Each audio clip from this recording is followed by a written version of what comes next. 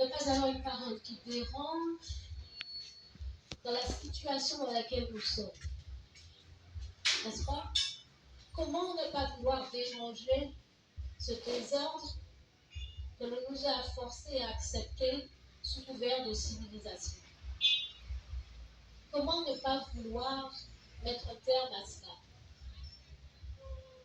J'ai réfléchi, j'ai fait les comptes. 444 années d'esclavage en terre américaine. 80 ans de colonisation. 60 ans de néocolonialisme. On est à plus de 600 années où notre existence, nos existences, sont perturbées au point. Et s'il y a quelque chose qui m'apparaît clairement, et c'est le message que je voudrais partager avec vous aujourd'hui, ici, c'est qu'il est temps de passer à autre chose. Vous êtes d'accord? Il est temps de passer à autre chose. On ne peut pas continuer comme ça. 1000 ans, 2000 ans, on est toujours là, à servir de marche-pied aux autres. Ils viennent chez nous, ils se servent, ils nous réduisent à la mendicité, à la prostitution, à l'esclavage. On ne peut pas continuer comme ça. Et nous sommes bien déterminés à faire à cette histoire-là. D'ailleurs, c'est déjà en train de se faire.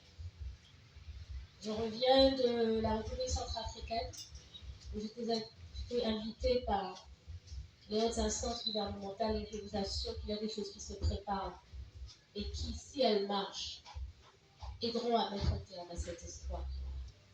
Et nous sommes heureux et heureuses de pouvoir participer à la fin de l'inacceptable. Donc il est temps de passer à autre chose, n'est-ce pas? Mais à quoi? En fait, cette autre chose, c'est nous-mêmes. Il est temps de repasser à être nous-mêmes. Il s'agit de quelque chose de très simple. Est-ce que vous pouvez imaginer un chat qui ne soit pas un chat? Non. Un bœuf qui ne soit pas un bœuf? Non. Alors pourquoi est-ce que les Africains ne peuvent pas être africains? Qu'est-ce qu'il y a de si dérangeant dans cela?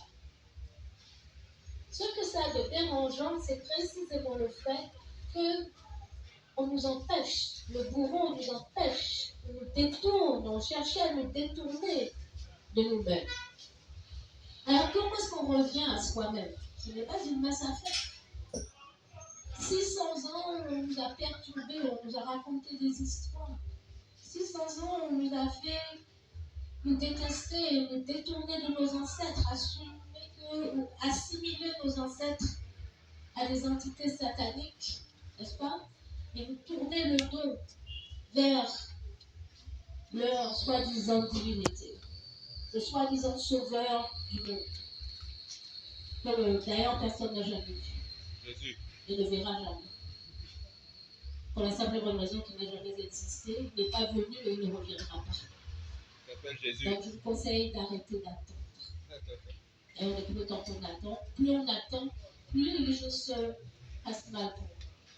Nous devons retourner à nos ancêtres. Comme je dis, l'affaire n'est pas simple parce que nous avons été blessés, nous avons été mutilés, n'est-ce pas? Et le premier, c'est d'arriver à éliminer le blanc ou la blanche qui est en nous. Vous savez de quoi je parle? Ces réflexes qu'on nous a inculqués de servilité. Voyez, un blanc rentre là et on regarde, on voit ce que les blancs font.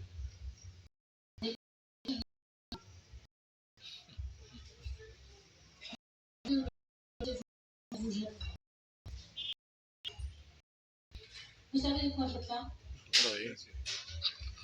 Donc on nous a inculqué ces réflexes de servilité. On nous a inculqué l'identification au blanc. D'ailleurs, combien d'entre nous ici portent des noms de blancs? Levez la main. Tout le monde. Allez, levez la main. On a honte. Vous êtes dedans. Hein? 3 personnes. Vous avez honte, vous êtes gênés. Soyez honnêtes. Il n'y a pas que 3 personnes, c'est tout le monde. Tout le monde, hein? Donc, est-ce que vous pensez que c'est par hasard, n'est-ce pas, que nous sommes affublés de ces noms-là? Ce n'est pas par hasard. En nous affublant de ces noms-là, ce que nos bourreaux font, c'est de nous inscrire dans une généalogie coloniale qu'il nous faut maintenant apparaître comme normale. Je lui donne le micro.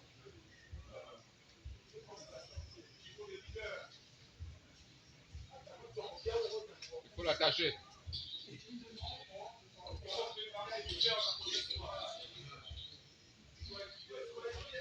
La question que je pose, n'est-ce pas, est la question de notre identité fondamentale. Déjà arrivé à se répondre à cette question-là. Qui sommes-nous? Et peut-être encore plus important, qui devons-nous être dans le monde dans lequel nous sommes? Qui avons-nous besoin d'être? Est-ce que nous avons besoin de continuer à être des Africains qui portent des noms européens? Ou bien devons-nous mettre un terme à ça? Qu'en pensez-vous? Gaël. Il faut mettre un terme. Ces noms-là sont des noms que nous traînons et qui nous identifient comme sujets coloniaux. Comment pouvons-nous parler de renaissance africaine en continuant à porter les noms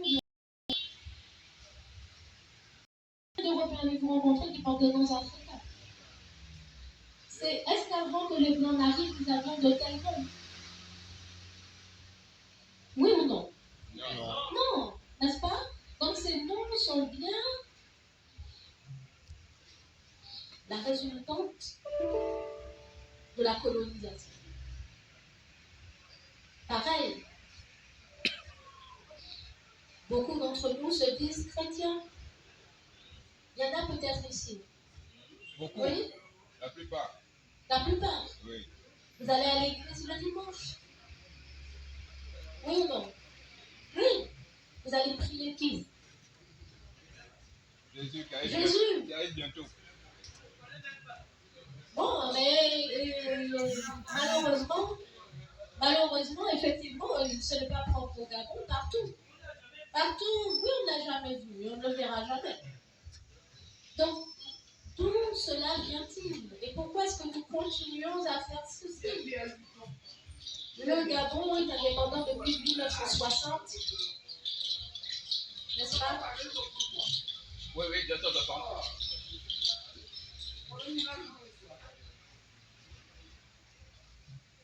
Il faut nous dire.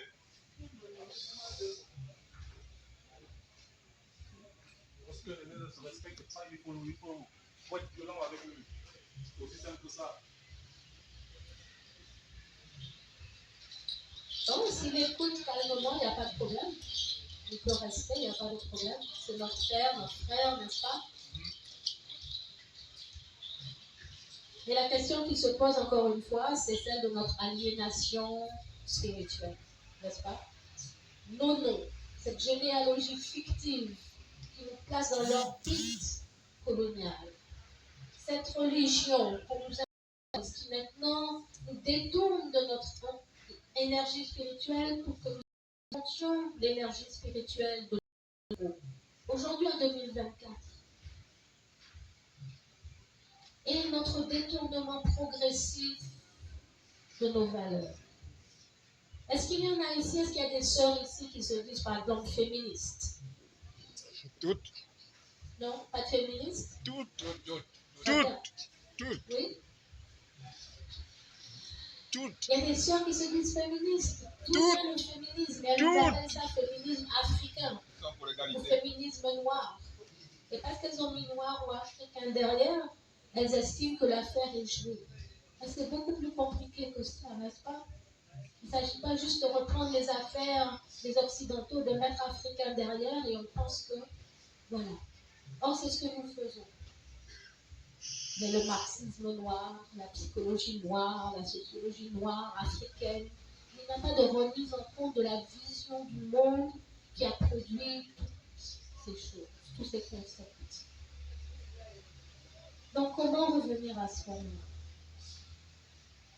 Je crois que la réponse a été donnée ici déjà et est donnée ici l'existence de cet espace. C'est en revenant à nos valeurs culturelles. Déjà en reprenant nos noms. Parce que la liberté, la capacité de se nommer, c'est le premier acte de liberté.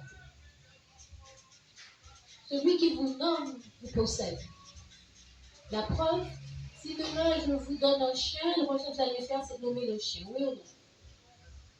Et en nommant le chien, vous prenez possession du chien. Donc, on leur rend leur nom. On dit ça va. Nous ne sommes plus leur possession. Ensuite, on leur rend leur divinité. On n'en a pas besoin. Nous avons ce qu'il nous faut chez nous et qui nous convient bien mieux. Ici, vous avez une chance inouïe avec le bruiti, qui est magnifique, qui est fort, qui est puissant. Vous ne pouvez pas mettre le catholicisme à côté du bruiti, ça n'a rien à voir. Le bruiti, c'est intime, c'est immédiat. Vous n'avez pas besoin de prophète pour vous dire ce que Dieu veut que vous sachiez. Vous en faites l'expérience vous-même. Et il n'y a pas de mensonge dedans.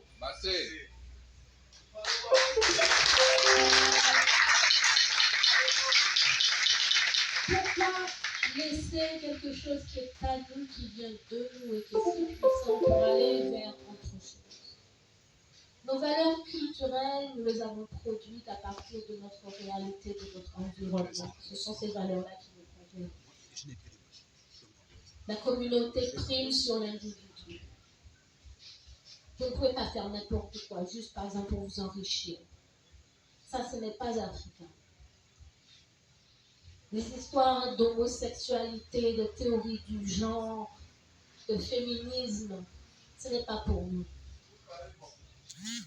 Nous, c'est que ce qui fait d'un homme un homme, c'est une femme. Et ce qui fait d'une femme une femme, c'est un homme. Oui ou non? Bien sûr. C'est aussi simple que ça.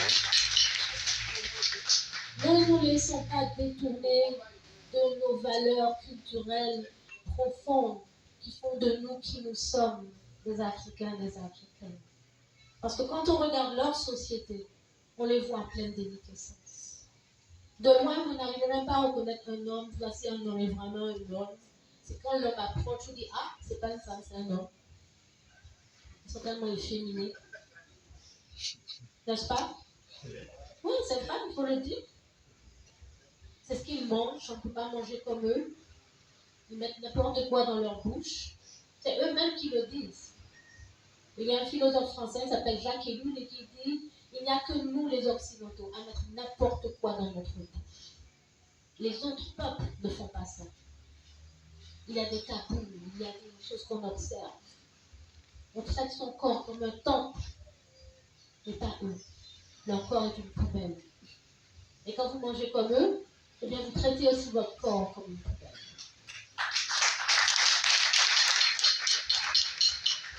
Donc, revenir à nous-mêmes. Mettre un terme à notre esclavage mental, notre esclavage culturel. Et la seule solution, c'est retourner à nos ancêtres. Étudier les mœurs, les façons de penser, de vivre, d'être de nos ancêtres. Pour nous réapproprier tout cet héritage ancestral. Je vous remercie.